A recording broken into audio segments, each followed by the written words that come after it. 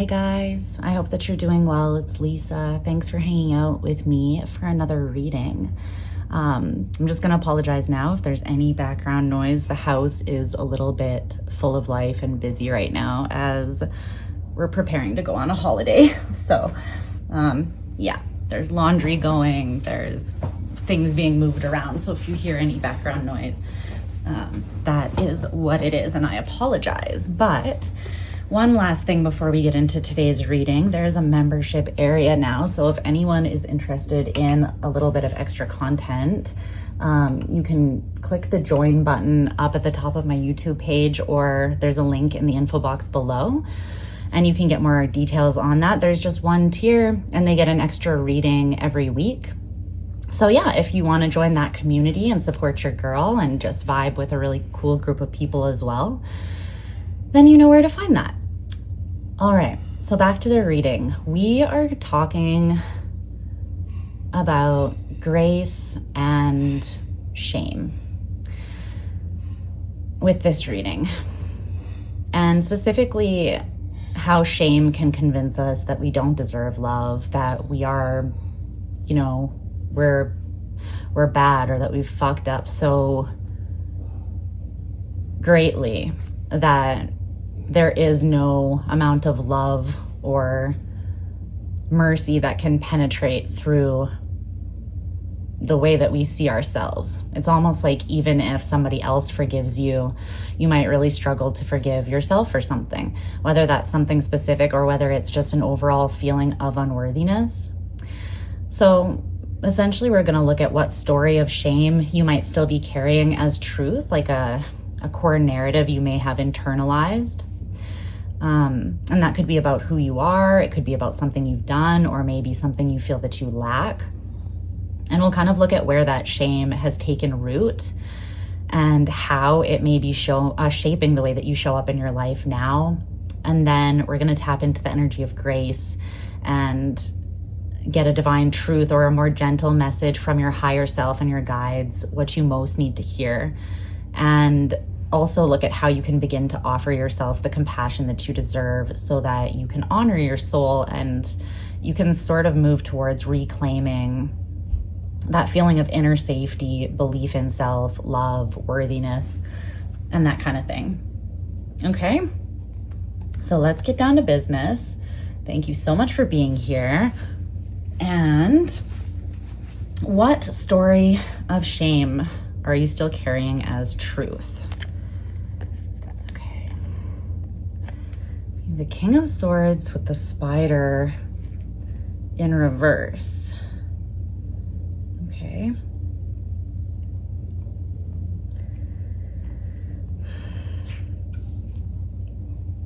Well, the King of Swords is the most evolved energy within the Swords suit, which is the suit of air. So the King of Swords basically is the one that is involved with regulating our thoughts, our ideas, our beliefs, our core narratives. That this guy is basically the guy who is in charge of all of that, and he believes that he knows. This is like an Aquarian energy, so it's fixed air. He believes that he has the answers, and that the answers that he has, or the information, is fair and just, that it is essentially like warranted, whatever he is believing. The spider in reverse is interesting because in the upright, this talks about creating prosperity in your life through dharma, through sort of weaving this web of your life's work and being a conscious co-creator.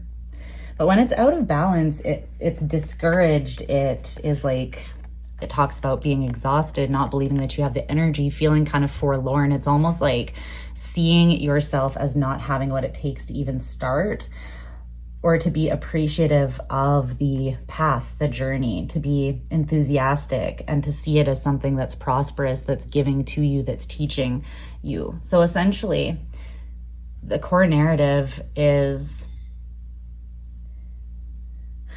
that you're not intelligent or supported financially or spiritually, or that you don't have the energy or the patience to do the hard work necessary to create what it is that you want in your life, to be process oriented rather than focusing on the destination or the results, to let this thing that feels like work become more like creating a work of art, something that feels like the process feels magical, it feels creative, it feels something that you are present in and powerfully a part of. Something, again, that has abundance, a very abundant energy kind of tied to it. Okay, so let's see here. Is there anything else that you want to say about that, about the spider in reverse specifically here? But I feel like with the King of Swords, this is either you. Let me just double check that quickly. Is that King of Swords meant to be my collective? Yeah, this has to do with your energy levels. And I feel like a lot of this with the King of Swords is that you are in your own head, the Five of Swords in reverse. And it's a state of being in indecision here.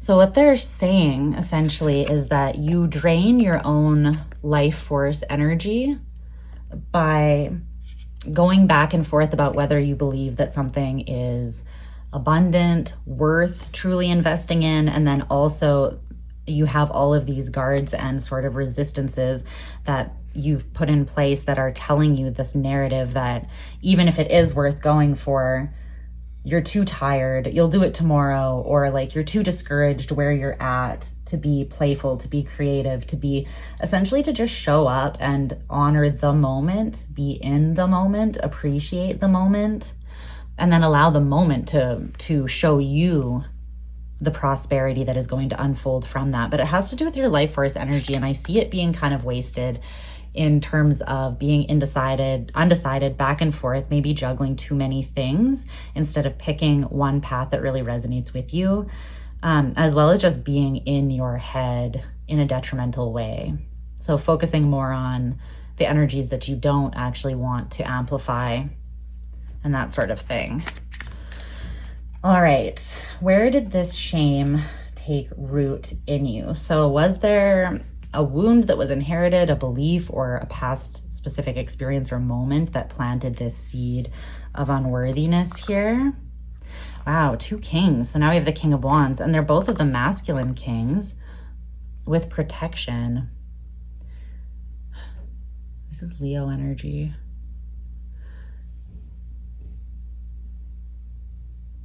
It's interesting. Yeah, this King of Wands is also you. And I split the deck here, and it's the 10 of Swords. That's exactly what I was feeling. I think that you are the King of Swords and the King of Wands here. You could have very heavy masculine energy. You don't have to be a man. Just heavy yang energy, or maybe you have a lot of fire and air in your chart. You don't have to though, but I'm seeing that this is you, and these are 2 highly developed kings. So it's your masculine energy at one point, and in its natural healthy form is very developed. It's actually very mature and incredibly capable. Like the King of Wands has the energy and the passion and the creative spark. They for sure have, what it takes to get things going. It's Leo energy. But at one point, you were very much in your power, and you were betrayed or hurt. And it was a big one. It was a big deception or betrayal. And I feel like you put this lock on the best of yourself, and you kind of said, I'm never giving that to somebody else again because of what this other person did with it, or because of how a situation played out. It could have also been, I have a feeling for most of you, it does have to do with someone else, but for some of you, it could have just been a situation that you put yourself in and you applied the best of yourself, or, the best that you had at the time to work with, which is the best that any of us can ever do, right? Just showing up with what we have. And then as you learn more, you do better. So grace is something that we actually have to be consistently offering ourselves in order to love ourselves and others well. But there's something that happened here, and you felt like, I think that it was someone that you loved in the past. And the way that this wound kind of took root, it's like you put on the defenses and then you moved forwards from the past, but your thinking evolved as you moved forwards, and it almost aligned, your thinking as it evolved aligned more with this, like, I must protect myself. I have a reason to need to be defensive, right? It's like this on guard energy. So it's interesting because the bottom of the deck, so there's the Queen of Cups telling me that you had love for whatever this was that hurt you, genuine love. And then you have the Six of Swords, the Six of Cups in reverse, and the Six of Wands in reverse, with the Moon in reverse and Justice in reverse underneath that. So something has definitely gone down that was just, it was not fair. There's no way around it, okay? But it's almost like coming through here as you use shame as a self-destruction kind of tool, a tool to self-destruct.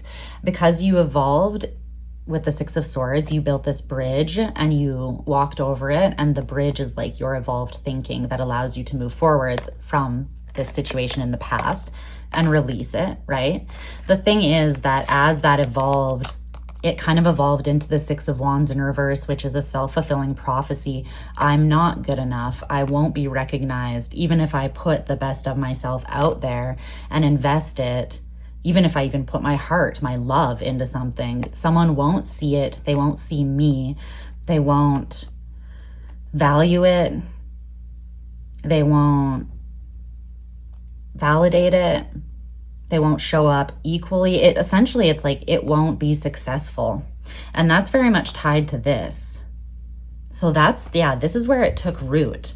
So there's something that happened here, and it's true. It was uncovered, and it was an injustice. And it feels like this is something that whoever did this, they didn't even really have that much anxiety about it. They just seemed to disconnect, walk forwards into the sun, and kind of let go and do something like, you know, invest in their own dream. And it's kind of like, this is someone that maybe you were very invested in, you had a lot of love, and you had put, again, the best of yourself into something. And I think that it hurt you the way that they were able to seemingly just sever things and just move forwards without waiting for you, without trying to solve something.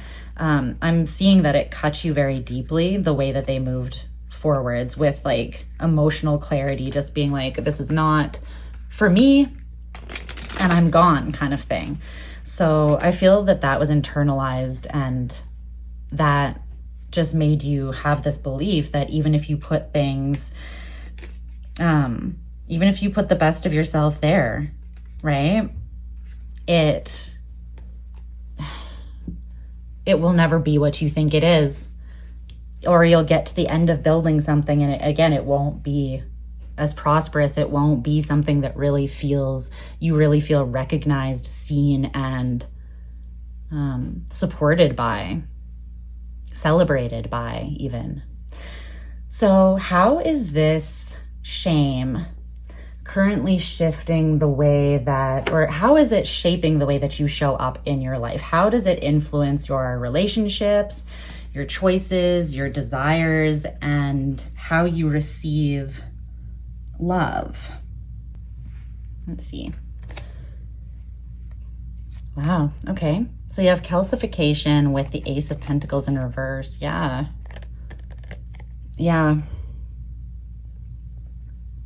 You don't see, for one thing, you don't see opportunities for what they truly are. It's like you don't see opportunities that are available to you or offered to you clearly in some way because of this. And that makes sense. You're seeing through the lens of shame. So you might downplay really good opportunities that come to you that could be actually quite magical, and like all signs point to this being very abundant, right?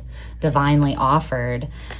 But you might downplay it just so that you don't feel like you're missing out on something big when you talk yourself out of it, right? It's almost like prerequisite work. Like deceiving yourself about the opportunities themselves that come to you, whether that is a relationship, something that you desire to pursue, something that is offering you love or fulfillment, or just a choice of some sort. Calcification talks about heat, fire, and desire. Alchemically speaking, it's the operation of fire. And it talks about heat transforming something that is solid or fixed.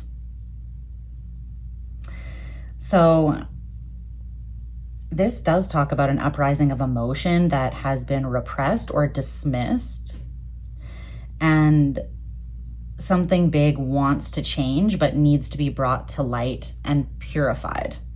And it actually talks about that potentially being like a flawed ideology, outlook, institution, something that you have subscribed to that is, again, it's seeking to be turned into something else. It's seeking to go through this fire, kind of baptism by fire, and come out the other side purified and different. This card also talks about frustration and anger, and how if that heat it needs to be channeled with awareness and intention over time and space, so that then the transformation can occur. But it does require commitment and a willingness to sit in discomfort and witness those old patterns or the things that really want to change. And it's sacred change that's being initiated here. So how shame is shaping the way that you show up in your life is essentially, it's bringing in opportunities to transform this. Your life and spirit are bringing in opportunities to transform this shame. And they're showing me that it's happening like actively and consistently.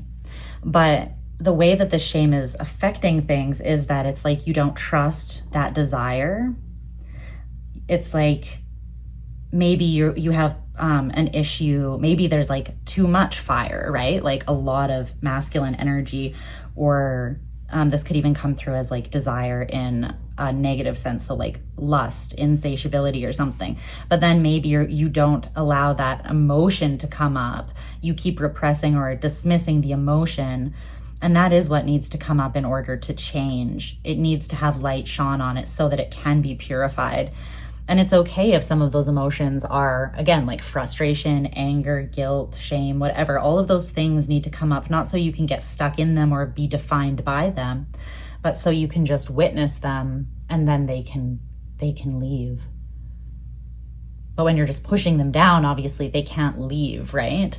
Energy is never created or destroyed. It always just is shifting its form. So there's something here that it wants to shift its form. And I also feel that there are opportunities that come into you that are very abundant in nature, and they are meant for you, but you might struggle to believe or even recognize which ones seem for you, which ones seem like part of this dharmic path, or which ones feel abundant, which ones you can trust. And again, I feel like that's because of whatever you put yourself into in the past here, wholeheartedly. And I totally understand that, because I've been there. You know, it's like you give a big investment and then it doesn't work out, or someone just walks away to something like quote unquote better maybe, or someone better, or it can sting incredibly deeply, and it can make you feel that you are not worthy of what you were seeking in that opportunity or in that relationship to begin with, because otherwise, like, make it make sense. Then how am I here broken and you just walked off and did who knows what without even considering me? It's like, it can feel very like, oh, okay, I guess the veil of illusion is off, and now I realize that I was the only one that was actually authentically vulnerable and in love here. Because it's like looking at someone else and saying, because if you were, you wouldn't have been able to do that. You wouldn't have been able to abandon me. You wouldn't have been able to betray me in that way or hurt me in that way, right? This also could be someone that, or something that you came back to at one point and you tried to renew. Like you could have tried numerous times, whether that was a project, an investment, a personal investment, a relationship, whatever the case. So I feel like you gave and you gave to this, and you still came out the other side feeling as though you had lost something. And that's where this is kind of coming through, but it is having quite a big impact or influence on the way you show up in your life. It is shaping things quite a bit. It's bringing in an energy of indecision, a lack of trust surrounding your inner fire and desire. I feel like a repression or an inability to truly witness, feel, hold space for your emotions and let them out. So like being able to regulate your emotions and alchemize or release them, work through them in a healthy way. So then that would also affect your ability to co-regulate emotionally in a relationship with another person, or receive or give love. So anything else about this Ace of Pentacles in reverse with calcification?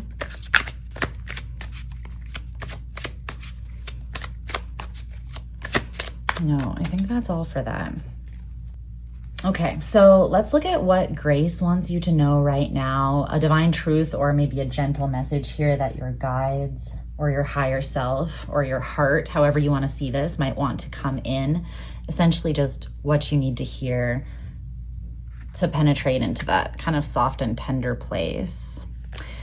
Okay, we have the Fool. Wow, Uranus energy. And then it's interesting because it's with this card number 36.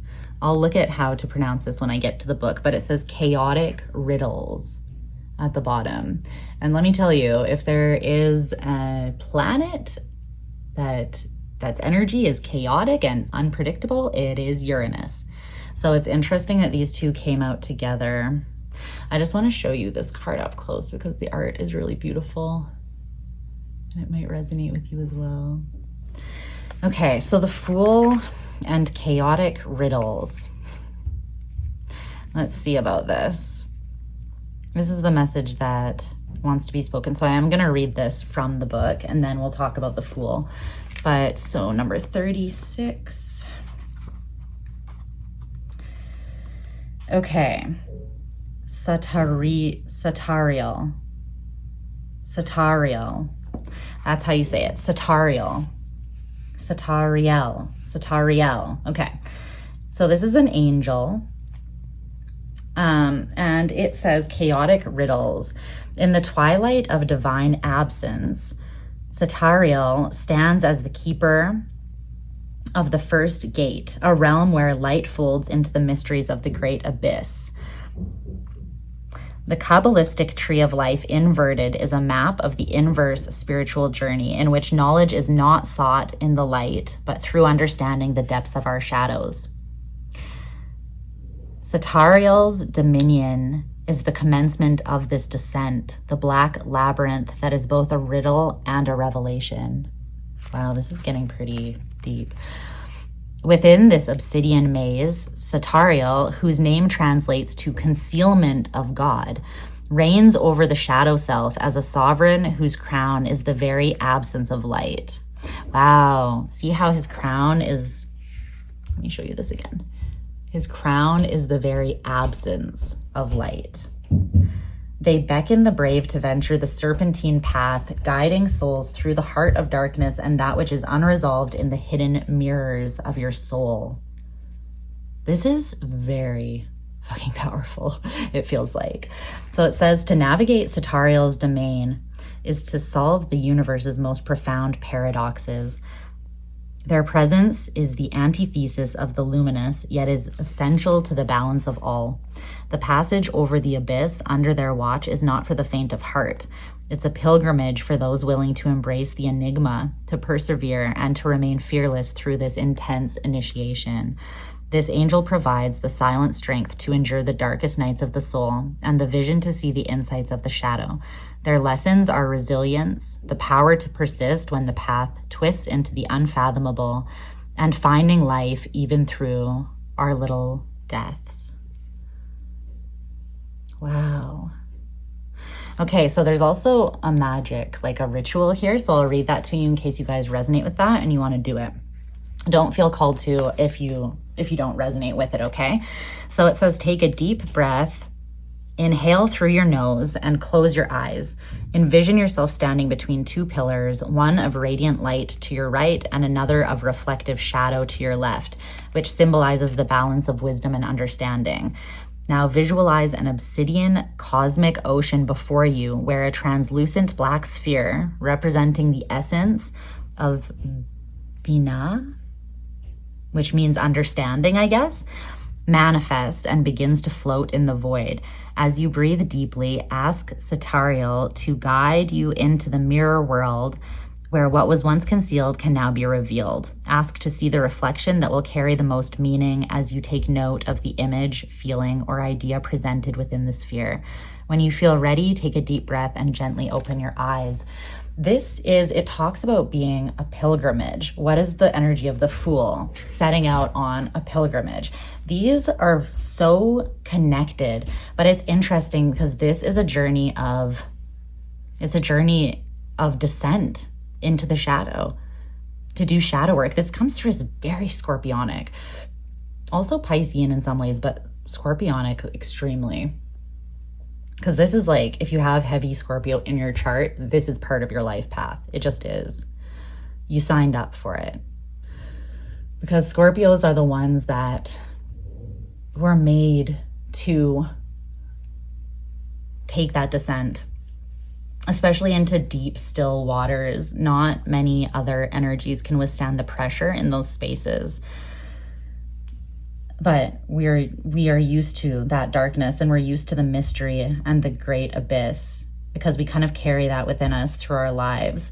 But I find it so interesting that this represents the inverse spiritual journey. So knowledge is not sought in the light, but through understanding the depths of our shadows. So it's, as you're walking into darkness, right? It can feel like a labyrinth, like you don't know what you're stepping out into. And it's a riddle and a revelation, chaotic riddles. So that is something that just kind of just like any journey, I feel like it reveals itself as you move forwards. So what Grace wants you to know right now is that this journey is meant for you. You're right where you're meant to be. You're aligned. And maybe some of you are surrounded by darkness, or maybe things feel very heavy. Maybe there is a lot that you've been holding in that wants release, that wants to be witnessed or felt. I feel like there's a lot of you that wants to return back like home to you. But again, it's almost like you need to go down into your shadows to retrieve that, into your unconscious to retrieve that. And this is shadow work. That's the core of shadow work, right? Is just seeking out our own unconscious and bringing light to that place. So it's not meant to be scary. It's meant to be deeply healing. And you can actually go there with the most tender parts of yourself, with this childlike sense of wonder and hope and curiosity, even though you are exploring the dark. It's just you're exploring a different part of you. It's still all you. So there's nothing to be afraid of there. Even the shame, even the unworthiness, even the wounds, even maybe the lack, what you feel you lack, or the memory of something that you've done that you don't want to face. The facing it, like the only way out is through. If I've learned anything in life, the only way out is through. If you want something new, you have to move through this. You have to take the leap, right? And you have to trust yourself enough to do that. But yeah, your higher self and your guides here, they're saying that you're in perfect alignment. And this is something that I think you're being initiated into like now, quite right now, really, because this is what they're saying now in the present moment. This is a journey or a pilgrimage for you, and you are strong and you are worthy. And maybe it feels like these other paths of Dharma that have been laid out in front of you haven't felt right because they're not the right fit for you, because this is what's the right fit for you. And this is not a journey or a life calling that is for everybody. Again, it's for quite a few people that have the capacity, the courage, the insight, and the compassion to go to those places. Because you can't go to those places with a critical eye. You can't go there and then try to hate yourself into a better version of yourself, right? That's not how healing works. So you have to bring unconditional love and compassion to those dark places. Is there anything else about like what wants to be known here? No, I think we're going to move into how you can begin to offer yourself that compassion that you deserve, so that you can maybe, if you feel that this resonates, leap into this journey, which I feel you're very much being called towards. So the Ace of Swords. Wow, you've got 2 aces. It's very interesting. It's also interesting to me that the Fool is the only major arcana card, and then you have 2 kings and 2 aces. And both of these are you. Both of these are opportunities, and even this also. You could see this as you or as the opportunity, but it's kind of just the jumping off point as well as you, because you are the Fool. You'll take that with you through the whole journey of the major arcana. I want to read about this. What does that say? Ecstasis? I think it says ecstasis or ecstasis. So this is going to essentially be your guidance, your advice here.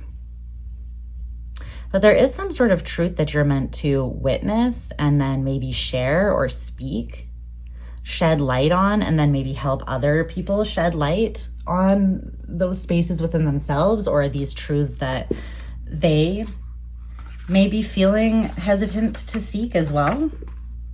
So let's see, this is card number 2. All right, yeah, ecstasis or ecstasis. So it talks about ecstasy, joy, rapture, and motivation. Okay, this is quite a long message. Let me just see which parts I feel called to reading, because it's like 3 pages long. So this talks about the energy and the power that fills unity, that brings things together, essentially, that everything is a part of. Okay, yeah, I'm just gonna read this one little area is what I feel called to. Okay, so it says, ecstasy is something people seek. It feels better than good. It feels, well, ecstatic. We experience it in tiny bursts and in bigger surges. It enables us to recognize the sacred nature of our own being as an experienced fact, not merely a theory or article of faith. Ecstasy is not something we can make within ourselves, but something that flows through us when we open ourselves to it. It fills us with power and with the motivation to grow, to become what we have the positive potential of being, and to fulfill our purpose in being here and now on this planet. Wow. When we are feeling these surges of joy, we're empowered and we know that we're on an appropriate track for us. The track that leads to greater meaning and fulfillment in our lives. This card in a reading says, among other things, go for it. It confirms that we are on course, moving in a good direction, and that we are in harmony with the great song of unity. It says, great joy and great accomplishment are within your reach. Its song also lights up and empowers the cards around it, healing the past, intensifying the moment, and enlightening the future.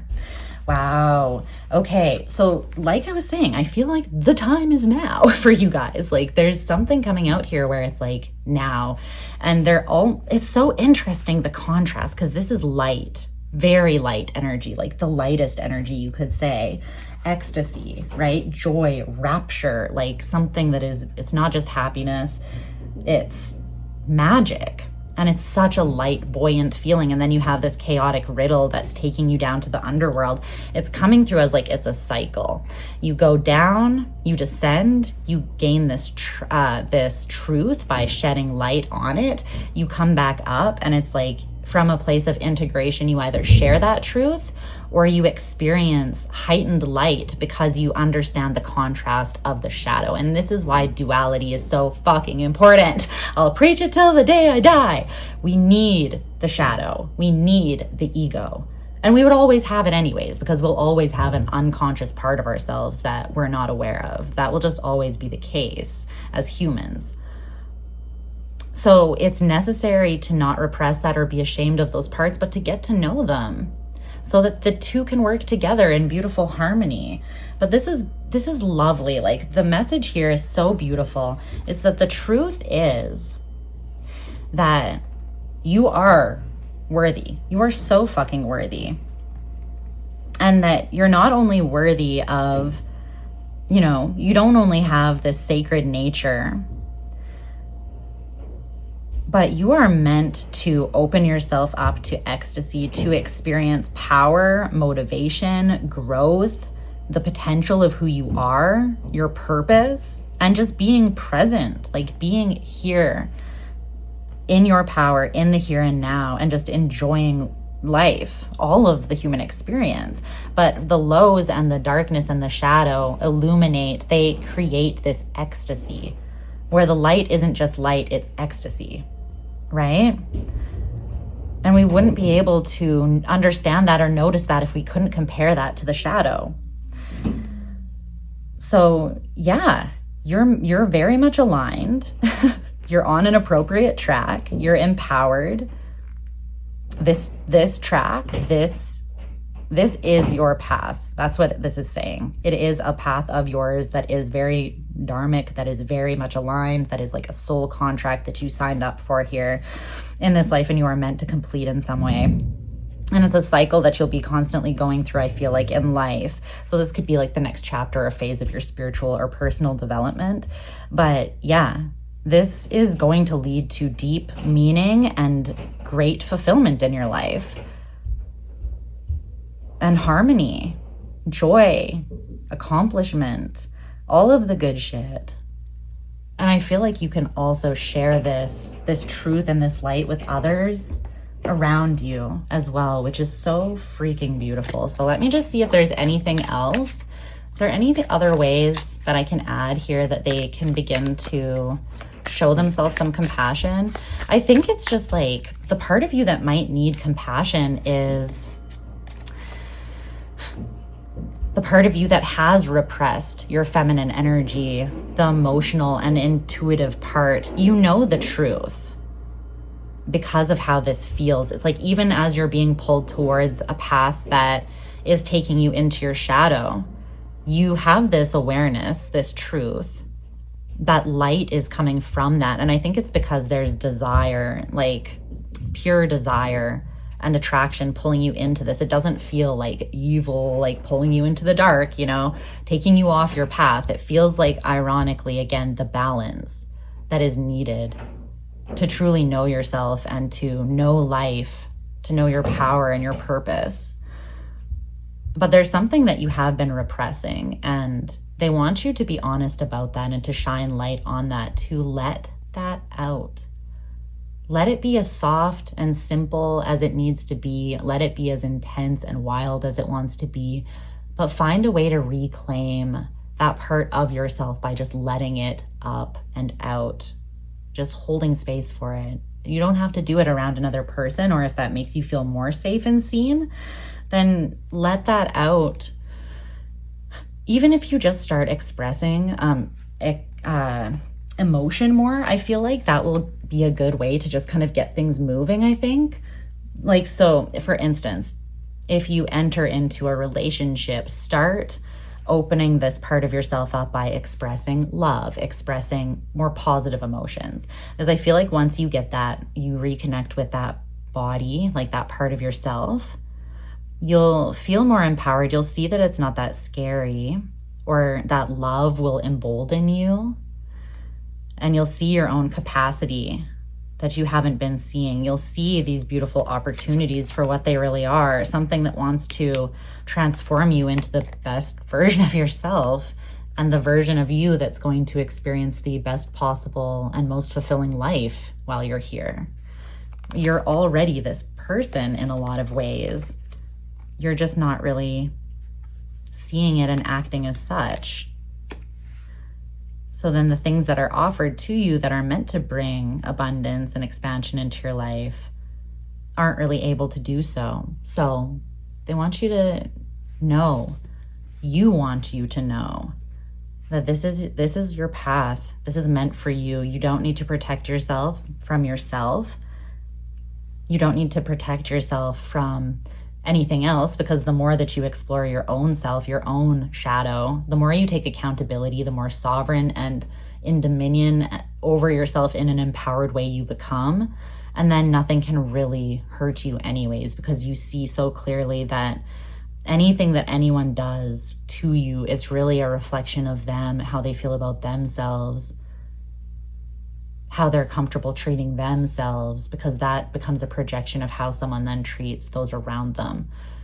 It's a reflection of their relationship with themselves ultimately. And once you explore your own shadow and you integrate that, you see that for yourself, within yourself, you understand that about other people, and you're able to beautifully offer them this very precise, powerful, penetrating energy of grace and forgiveness and mercy. Essentially, life just becomes a lot lighter and a lot more healing and beautiful for you and for those around you. So this is actually really beautiful, you guys. I love this.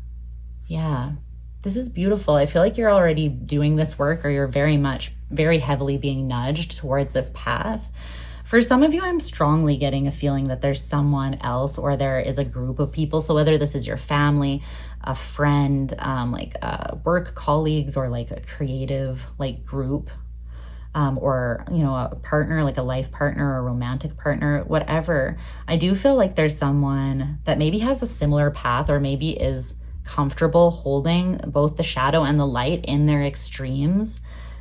And so they can hold space for your journey without judgment, just seeing it for what it is, the light and the shadow. It's like they bring the light to all of these places, or they've done this work themselves so they understand it. And I feel that this person, if it does involve someone else around you, they see you very clearly for who you are. They don't question your worthiness.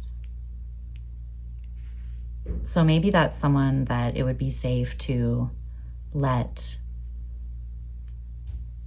some feelings out around, or maybe just talk to them and see where that goes. Even again, if the feelings are loving, right? Just start somewhere. But this looks really beautiful.